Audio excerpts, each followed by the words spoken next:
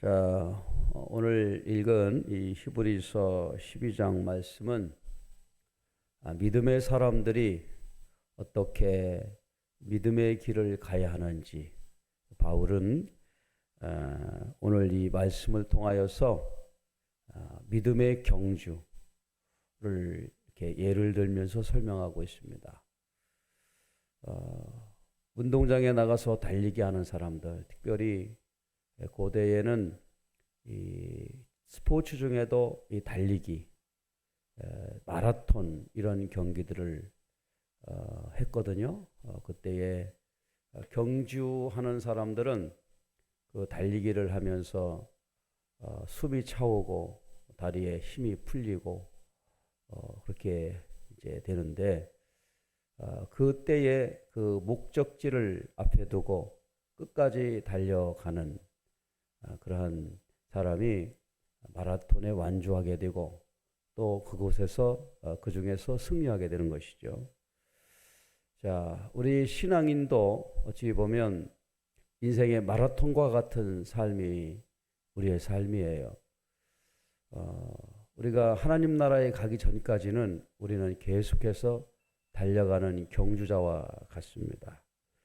자, 11장의 믿음장으로서 여러 믿음의 증인들을 이제 설명했는데 그 11장을 잠깐 읽어보면 히브리서 11장 그 2절에도 보면 선진들이 이로써 증거를 얻었느니라 그랬고요. 또 4장에도 보면 믿음으로 아벨은 가일보다 더 나은 제사를 하나님께 드림으로 의로운 자라 하는 증거를 얻었으니 또 5절에도 보면 믿음으로 에녹은 그러면서 그는 옮겨지기 전에 하나님을 기쁘시게 하는 자라 하는 증거를 받았느니라 그렇게 설명하고 있어요. 그러니까 믿음의 사람들은 모두가 다 증거를 받았다는 거죠. 증거. 증거는 우리가 만들어낼 수 있습니까? 그거는 거짓 증거가 되는 것이고 증거라고 하는 것은 사실을 기반으로 그 사실에 근거를 두고 말하는 것이 증거죠. 우리가 믿음 생활하는 것도 막연한 우리의 신념과 우리의 의지로 가는 것이 아니고 하나님이 우리에게 허락하신 그 말씀과 또 그 말씀의 근거를 가지고 신앙생활하는 거죠. 이 11장에 나와 있는 이 믿음의 선진들도 다 그와 같이 인생을 살았습니다.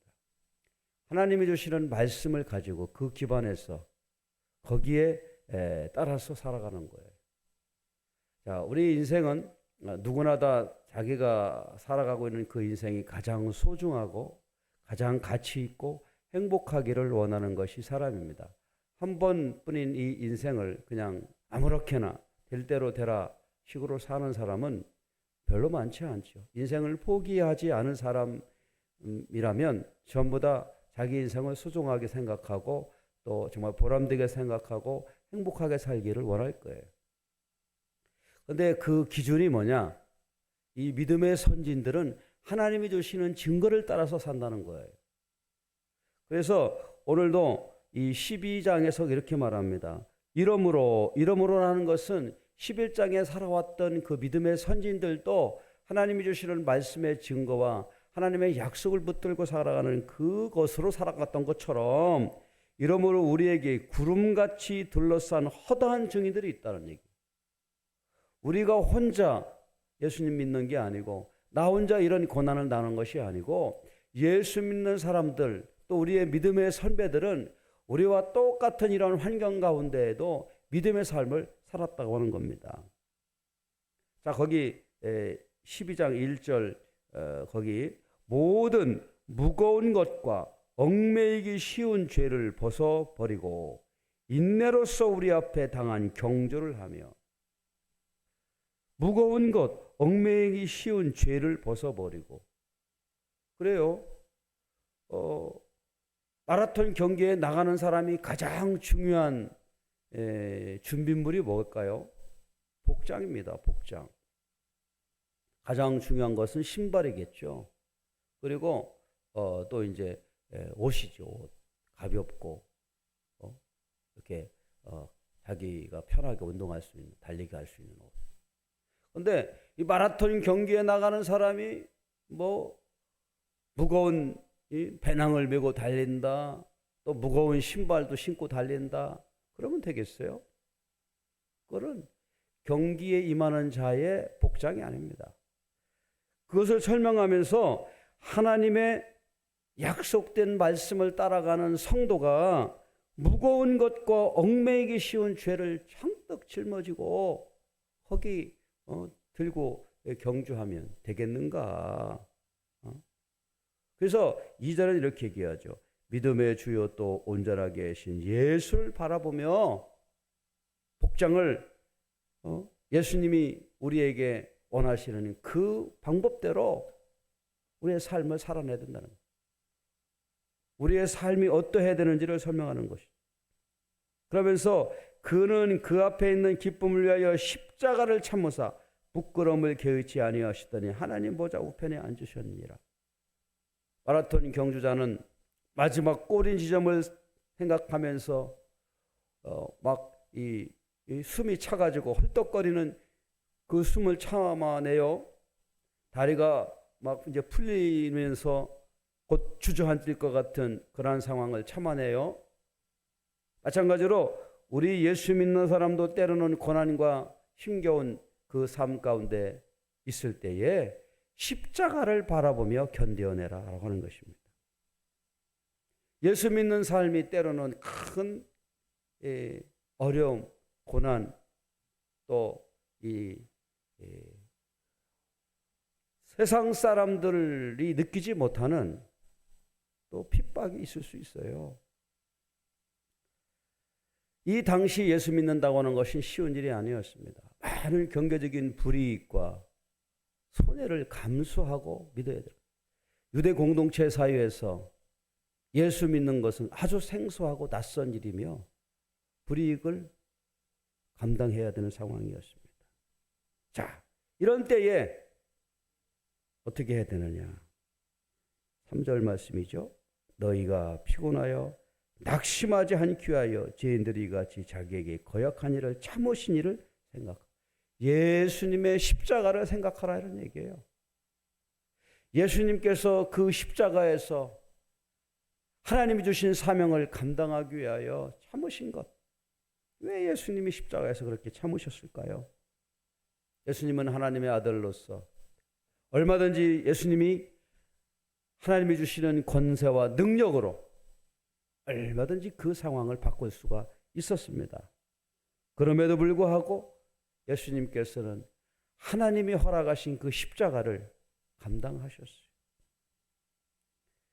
아들도 그렇게 십자가를 통하여서 징계를 당하는데, 자 5절이죠. 또 아들들에게 권하는 것 같이 너희에게 권면하신 말씀도 잊었도다. 일렀으되 내 아들아 주의 징계하심을 경히 여기지 말며 그에게 꾸지람을 받을 때에 낙심하지 말라.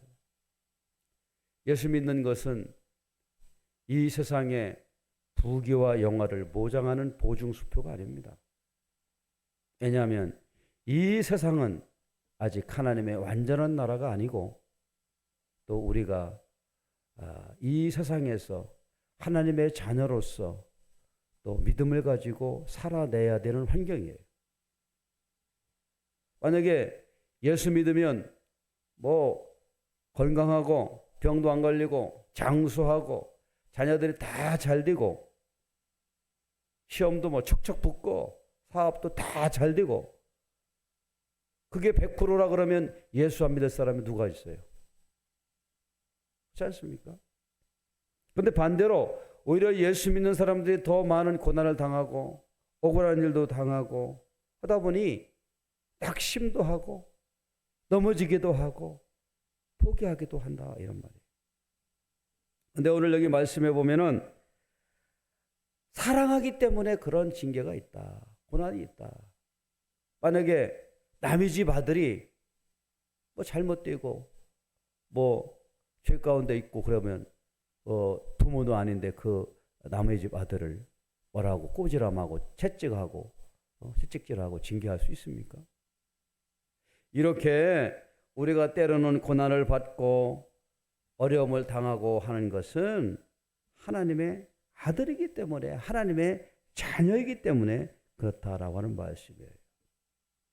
자, 8절이죠. 징계는 다 받는 것이거늘 너희에게 없으면 사생자요 친아들이 아니니라. 또 우리 육신의 아버지가 우리를 징계하여도 공경하였거든 하물며 모든 영의 아버지께 더욱 복종하며 살려하지 않겠느냐. 예수 믿는 유대인들이 어려움을 당하여 그 당시 예수 믿는 사람들이 경제적으로 사회적인 활동에서 엄청난 불이익을 당해 다시 옛날로 돌아가는 겁니다. 믿음을 저버리게 되는 것이죠.